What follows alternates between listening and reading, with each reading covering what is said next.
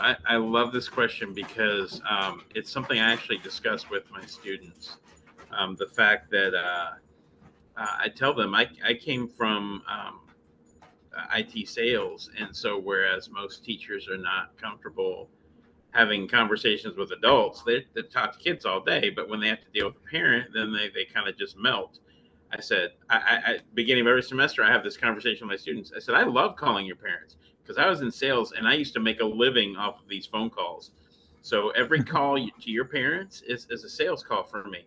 So I start out with thanking them for taking my call, apologizing for, taking their very valuable time, establishing the yes. You got to get your sales calls. You're getting the other people to say yes and agree with you. So I say, your goal and my goal is the same for your child to be successful in my class, right? And they say yes.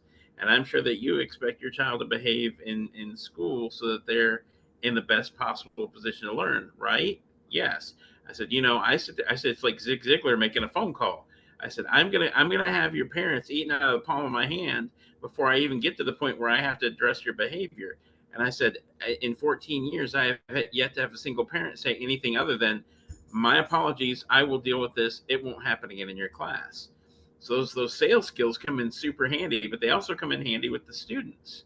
So when I'm talking to my students, and I don't ever deal with, why do I have to learn this? Because I've already given you the why. I've already gotten your buy-in because I use those sales skills to get them to buy into the lesson or the unit before we ever get started. My seventh graders are doing HTML right now.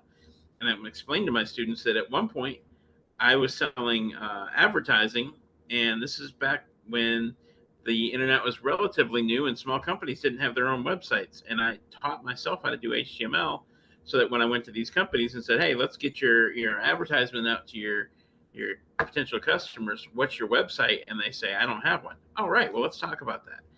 And I explained to them, look, these skills, they open doors for you.